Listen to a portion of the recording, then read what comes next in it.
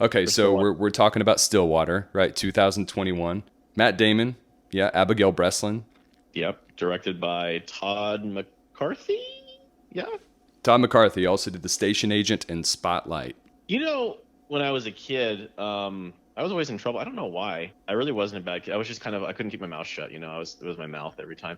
It's probably true now in my adult life. Anyway, I'd be at the dinner table and I would do something when we were out with like family or whatever. And my dad he'd be talking normal to everyone else, right? And then he'd lean in really close to me and he was like, if you keep your shit up, I am taking you to the bathroom. And I'm like, oh God, like I knew I'd be in trouble, right? And then he'd go right back into the conversation. And it was so seamless how he did it. No one knew what was going on except for me, where I'm like trembling, like, oh God, I can get spanked or whatever, right? Anyway, there was this sense of dread when I was a kid. I would like to give you that sense of dread right now, as I give you the review of Stillwater. The dumpster fire that it was. I wish I could see your face right now. Again, just sit in that dread. Sit there, feel it, that the bad's going to come. What the hell was this movie? What did you do to me? Did I upset you somewhere? Why did you inflict this movie upon me? Look, all I have at this point to say in defense of myself is I have a theory that I need to test a little bit more before I'm sure it's correct. Something for me about watching movies on airplanes makes me enjoy them more, because I've watched some pretty shitty movies. I'm not saying Stillwater's a shitty movie, but I watched Stillwater on a plane, and I'd been wanting to see it. I really enjoyed it. I liked it a lot. Well, what you said makes sense, yeah, because you're on the airplane, you're kind of like locked, you're kind of a prisoner of, yourself, and we're so ADD now, we want something to get distracted by, and you can't really well in airplanes. So maybe it's, the Adderall of the flight to use, just going off what you said. But let's first talk about the reality. I don't know why the incapable director and writer chose to use the Amanda Knox story, I don't know if you knew this, as the kind of backstory, because it had virtually nothing to do with that. Let's go over the facts and the thing. The chick, Amanda Knox, who actually was convicted of murder in Italy, not France, as she was an exchange student with her roommate. First of all, she wasn't a lesbian. She had a boyfriend. She was spending the night with her boyfriend and came back and found the body of her roommate, who was dead. Second of all, she came from a liberal middle-class family in Washington. She actually, I think her alma mater is University of Washington. I looked it up. Mm-hmm. She denounced the movie because they didn't go over what actually really happened, which was the Italian police were, from what I've read, they did a lot of stuff wrong with her. I want to have a better way of phrasing that, but they didn't handle things the best. She got slander cases in Italy, which were finally dropped later on. The actual person that murdered them, which I found out later down the road, had a 30-year sentence originally, but he opted in for a fast track. It was a 30-year reduced to a 24-year, and since he fast tracked it, which is another sad thing about our legal landscape. I know this is Italy, but it happens in the United States too. They gave him a lesser sentence of 16 years. So, hey, you get to murder someone, you only get 16 years in prison. Cool. That was further than not reduced, but he got out after 9 years. So maybe that's where they got the 9-year number, because she had 4 years and 5 years more in the movie. But that's the story. They redid so much of it. I don't know why. It wasn't even a backdrop. The only thing that fits that actually worked is an American student was accused of murder in a European country, which she served time for and was appealed, or she was appealed and acquitted of, and she got out. Even the dad's story wasn't accurate. So I don't know why this movie was made. It confuses me, but they got what they want. I'll stop there and let you turn over. There's so much more to say.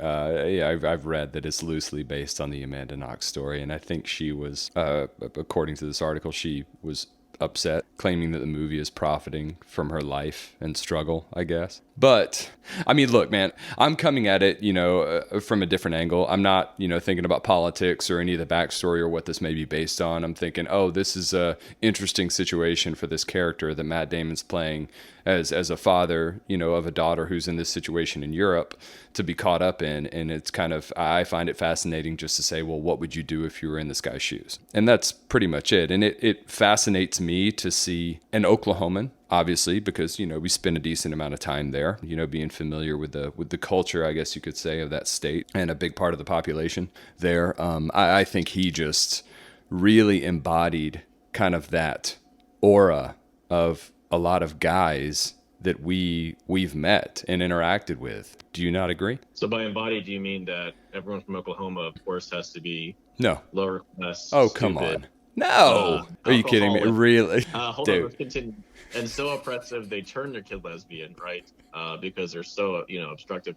And their kids want to leave Oklahoma as soon as they can and go as far as they wait, to quote the girl from the movie, to get away from their oppressive life. Literally, the last shot is, now we're back in Oklahoma where life sucks. Portraying Oklahoma, do you mean that? Because they did that well.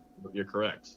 They did do that well. I know. Okay, this is one person's life, and that's it. It's not a blanket statement that Oklahoma's awful. I mean, I'm How not. often about Oklahomans? This was like their shot, and their shot was ta-da! Like they're these knuckle dragging morons that are addicted to drugs. Well, you know what? I'll give one thing. I obviously am sardonic by nature to make it kind of fun. Most of the stuff I halfway mean, halfway don't, just to be funny. But and I'll give you one thing. It actually, as much as I say that's bad, there is a drug problem in Oklahoma. First of all, I think Tulsa's the capital of like the meth capital of the world. There are some bad stuff like that. It could be a real story. It is interesting that they chose this one, though. There's, he didn't have to be a screw up. It could have just been, it could have been different. But I'll try to get to positives of what you were getting at. Yes, Matt Damon himself, which is why this movie will get at least a few points, maybe, out of 10, is because Matt Damon was exceptional in his performance. He absolutely was. He did a great job. It was hearkening to Michael Shannon in Take Shelter, the quiet Midwestern, although I like that one better. But yeah, so to your point, Matt Damon did a great job in his performance of this massive dumpster fire of a movie. I think you need to let it marinate a little bit more, personally. But I will say this, back to the drug issue in the movie. That was another thing I really liked and appreciated and respected about the movie and the storyline, is they didn't harp on the fact that he was an alcoholic. It was suggested a few times, and it was suggested that he got fucked up one night very subtly. I want to say about maybe, over halfway into the movie. And someone asked if he had been drinking. I think it was his daughter at one point. And that was it. And if you pay attention, you're like, yeah, he probably got fucked up. He fell off the wagon, which I mean, they could have made it into a bigger subplot or part of his character. And I really respected the fact that they didn't overdo it with that. What you're saying, I'm not even like decrying that. Like, it's the backstory of the character, right? It would be consistent. So I don't really mind. I'm more talking about the cultural stuff. So I'm actually jumping to my notes because it might help with it. I put at the very top Trump, right? No opinion one way or the other. Well, I guess I do have an opinion in terms of like the election thing or whatever. It's not even worth getting into. But again, you're a movie director. You have an opportunity here to make some kind of impact with a story, hopefully based off a good theme. Although they based off something that was whole cloth lie for whatever reason. But you choose to have a line in the movie to just give it to them, right? Because you got to say the Trump thing. And there's a French friend who's like, or says something like, she's about to like discount the guy completely because she's like, I bet he voted for Trump. And he's like, well, I couldn't vote because I'm a felon, right? Why did we need that? I saw this movie before you, obviously. And I remember, I don't know if you remember, I brought that up as being unnecessary in my opinion as well, that they just threw it in there. It's pandering, I guess. Yes. You're breaking the fourth wall. You're choosing as a director who's supposed to be a creative genius that has this really amazing opportunity, and you want to break the fourth wall just to say something. You can't. It's like a kid that can't help it. I said don't say that word, and you said it. You're grounded now. And now like he's an adult and he can't help himself. It's in that way. I look at it as childish, really. That was just a minor thing. Thankfully, there's only two real big points I have about the social and political commentary, and I'll move on to the film's credits, or in this case, lack thereof. It's just annoying they had to do that, And then I try and think, I'm like, okay, try and be objective here and really, really take a step back. And I'm like, so you want to make social commentary, but again, it's temporal. It's social commentary. It doesn't fit the time period because this happened with her, I think 2004 to 2007, I think 2007. It wouldn't even fit. You just had to bring that to the forefront. You couldn't help yourself. I see a lot in films that's almost inescapable, and it bothers me because it takes away from what I believe is a creative truth, which this movie did not have. Go ahead. Okay. Yeah, I see. Were you invested in the story at all? Were you just kind of, playing it out as being ridiculous, and you check out because of, the aforementioned? I got really invested because I have two dogs. One dog I love to death. The other one, I love those. Sorry, I had one a little longer, and he never really plays a lot. And the other dog you start playing with during the movie, and I got really invested in watching my dogs play better, watching this horrible film. Oh, come on. the little girl did a good job. Yeah. The French woman, she existed. She acted very French and looked very French. So I thought she was good. I had never seen yeah, her in anything, but yeah. I didn't really care. Of course, they kill at the end when it's like, and by the way, you don't get any of this, like, because you went Taken style. But don't worry, because the retired cop that doesn't know you're from Adam is gonna release the guy and kill him, or release the guy and what? What did he do? So what do we call it? A Deus Ex Machina? Don't worry. There's like four of them. But no, there's no investment. I tried. Like, it's funny. This will at least help me seem somewhat objective. The reason I avoid this movie, and you suggested, is because I thought it would get me really emotional. A father's love. It is a really emotional thing. Mm-hmm. I'd say mid-tier shown in something like Take Shelter, but I thought this would be really emotional and it would be, overwhelming. I wasn't really in the mood to feel that way, so I kept avoiding it. But it wasn't. I didn't get choked up or teary. I didn't really care. I didn't care for Abigail's performance. I don't think they gave her great stuff to work with, but like, you didn't give me enough backstory to show why she hated her father. That would have helped a lot. A scene, a flashback. My dad, she said the one scene was the storage part, right? Like, her mom's storage stuff was all gone because he didn't pay the bill. Like, you could even take that moment and said, he slowly started selling my mom's stuff to pay for drugs or, something, right? You didn't give me enough to really hate the dad and justify her being the way she was. She was incredibly rude, right? And disrespectful. And again, like, we're not omniscient. We don't know why she's that way. You got to help us out there. They didn't help me out.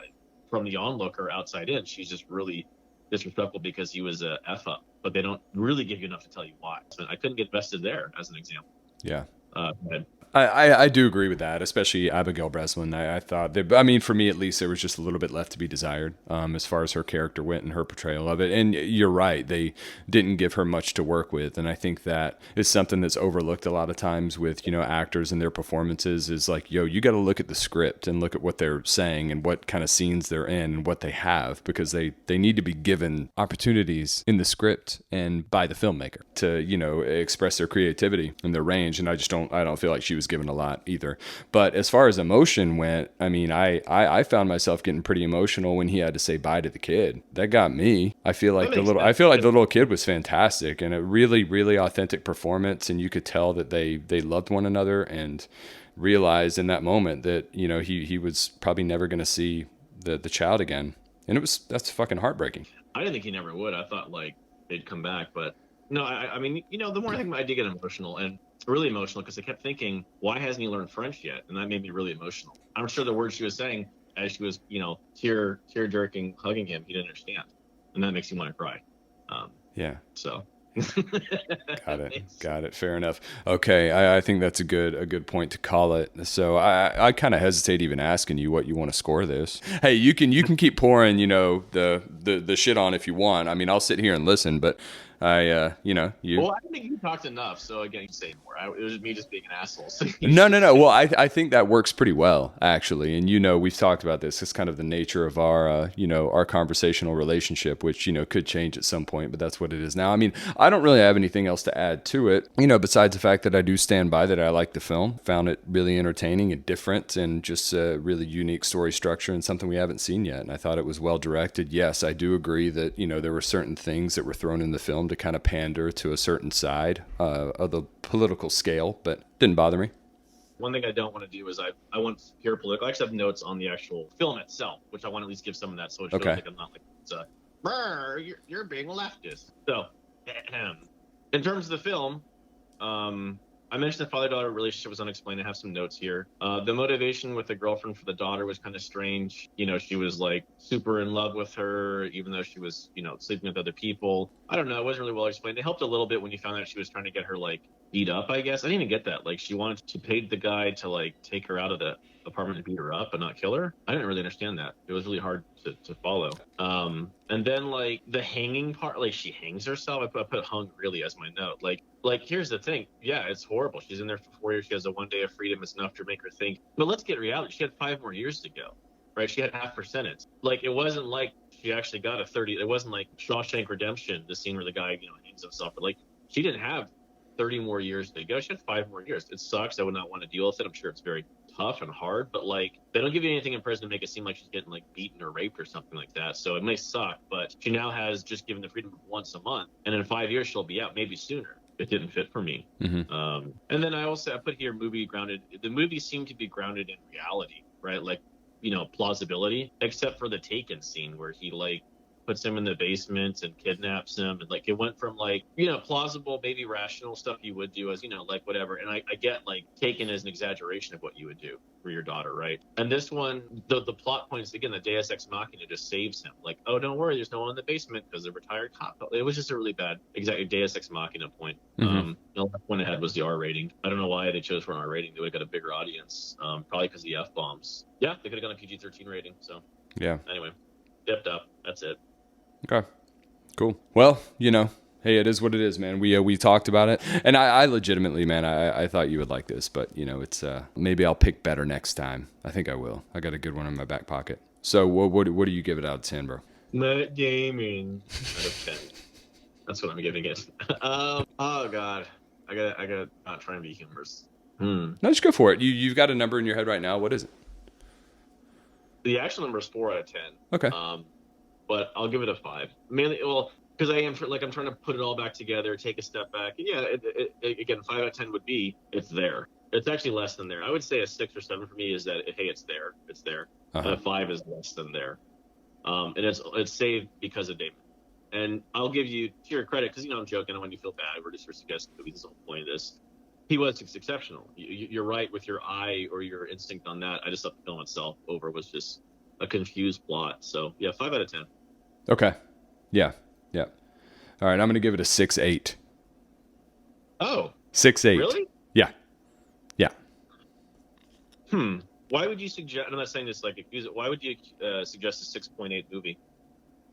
I think 6.8. I think 6.8 is pretty decent, actually. Well, it's hard now because like inflation, like all ratings are weird, right? Like basically, think about like a girl. Like would you go home with a 6.8? No, of course not. 100%. Oh, come on. We know the truth there. I have no. You will not put that on me. 6.8. So what's it going to be for next week, man? What do you got?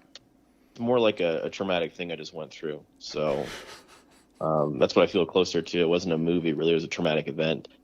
I hope I can forget it. Let me give you some eye bleach. How about there's a movie, not a lot of good action movies these days, minus Dread and a few others because they're all paused or whatever, but The Accountant. Matt Damon, he's on the spectrum. He's autistic, but he's kind of like an assassin type person. Really good movie. With the person who made it, it was his debut into screenwriting. Had a normal career most of his life. I think you might have a hard time getting Matt Damon out of your head after this. Is Matt Damon in The Accountant? Oh my God, Ben Affleck. They both sold the blood oath for Weinstein to get where they're at, so it doesn't matter. All right, yeah. So The Accountant with Ben Affleck. Yeah. You've been talking about this for quite some time, so I'm looking forward to seeing it. All right, so that's my job this week is to watch that, and we'll get down to the nitty-gritty next week. I can't wait. Let's do it. All right, man. Thanks for listening, and catch you next time. Thanks for watching. Listen to full episodes in the links below.